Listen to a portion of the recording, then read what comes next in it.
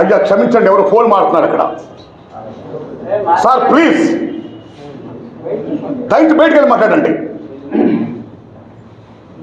My humble request. అలాంటి ఉద్యానం ఎంతమంది kidney బాధితులతో ఎందుకు కూడుకొని ఉంది?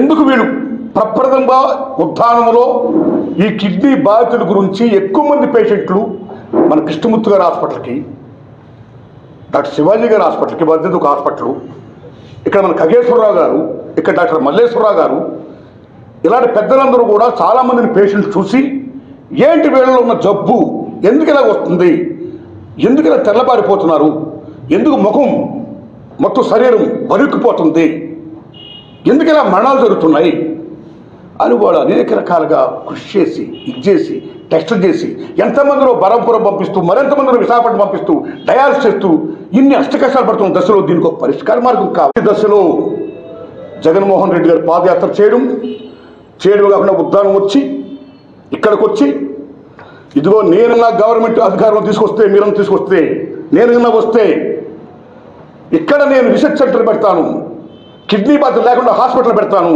అని చెప్పడమే కాదు, ప్రజలు నెగ్గించారు. నెగ్గించిన తర్వాత ఇక్కడ అయినా ఓపెన్ చేశాడు, మళ్ళీ నెక్స్ట్ అయినా దాన్ని మళ్ళా ప్రారంభం చేశాడు. 800 కోట్లు పెట్టండి, దగ్గర 800 కోట్లు పెట్టి బడ్జెట్కి గిడ్జెట్ పక్కన పెట్టాడు.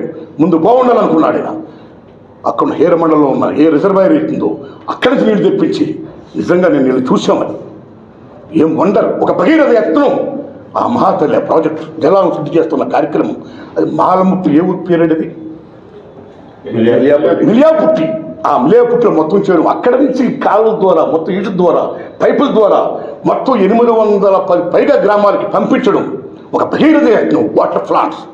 అందులో భాగంగా ఇక్కడ సిద్ధిరాపురరాజు గారు కూడా నేను మిత్రుడు చెప్పాడు, ఇలా పైప్ లైన్స్ పెట్టడంలో బాగా ఫాస్ట్గా వెళ్ళడంలో what the best contribution as a minister and నియోజకవర్గ ఒక ఎమ్మెల్యేగా ఇందాక వారు చెప్పాడు, what the best did. So ఎవరు చేసిన మంచి ఇస్తే మనం హ్యాపీగా మెచ్చుకోవాలి. ఈ దశలో గత కాలం నుంచి దగ్గర 100 ఏళ్ళ నుంచి ఉన్న ఇష్యూ ఏమైతే బయట తీసుకొచ్చారు పెద్దలు, అలాంటి ఇష్యూని ఇన్ని గవర్నమెంట్ వచ్చినా ఏదో కూడా యాక్టివ్గా ముందుకు వచ్చి ఒక ఇన్ని కోట్లు పెట్టి నిధులు మంజూరు చేయకుండా ఏదో కొంత పెడుతూ అలా వెళ్ళిపోతూ కాకుండా జగన్మోహన్ రెడ్డి గారు 800 కోట్లు పెట్టి మొత్తం ఇక్కడ రీసెర్చ్ సెంటర్ పెట్టడమే కాదు, 210 పైన పడగతులు పెట్టడమే కాదు, కేవలం కిడ్నీ బాధితులకే కాదు, వీళ్ళకే కాదు, అందరికీ ఆల్ పేషెంట్స్ ఎవరితో సరే వాళ్ళకి హెల్త్ ఇవ్వడం కానీ ఈ చేయడంలో నిజంగా సెల్యూట్ టు జగన్మోహన్ రెడ్డి గారు. ఎందుకంటే ఎక్కడ విద్యా వైద్యం ఉంటుంది అక్కడ మనిషి బాగుంటాడు. మనకి ఇంగ్లాండ్ గవర్నమెంట్ పాఠాలు రావు అని పేదవాడు కూడా తనకున్న ఆస్తుపాస్తులన్నీ అమ్మేసుకుని భవిష్యత్తు కోసం పట్టచ్చు కూలీలుగా ఉంటూ కూడా ఆ బిడ్డల్ని ఇవాళ కాన్వెంట్లో ఇంగ్లీష్ కాన్వెంట్ చదివిస్తున్నారు.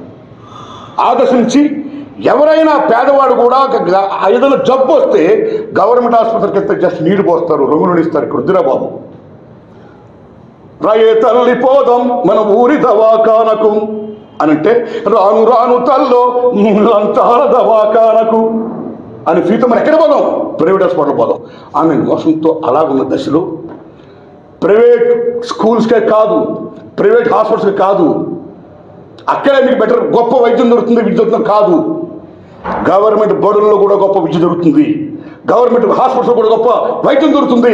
కాబట్టి ఓ ప్రజలారా, మీరు కడుతున్న పనులతో మా ప్రభుత్వాలు రన్ చేస్తున్నాయి. కాబట్టి మా ప్రభుత్వం మీ ప్రజల కోసం విద్య వైద్యం ఇంపార్టెంట్, ఎప్పుడు 2 ఉంటాయి, అప్పుడే అభివృద్ధి ఉంటుంది. కాబట్టి ఇదిగో నా స్కూళ్ళలో నా బడుల్లో నేను ఇంగ్లీష్ మీడియం పెడుతున్నాను అంటూ ఇంగ్లీష్ మీడియం ప్రవేశపెట్టి what the best contribution is doing Jaganmohan Reddy గారు. వై బికాస్ మిత్రులారా, హోల్ హార్టెడ్లీ ఆయన మెస్సులు దండం పెడుతున్నా.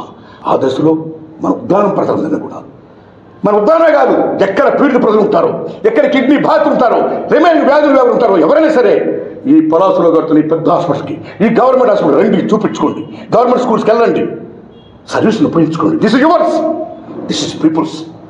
అందుకని మిత్రులారా, ఎనీబడి ఎల్స్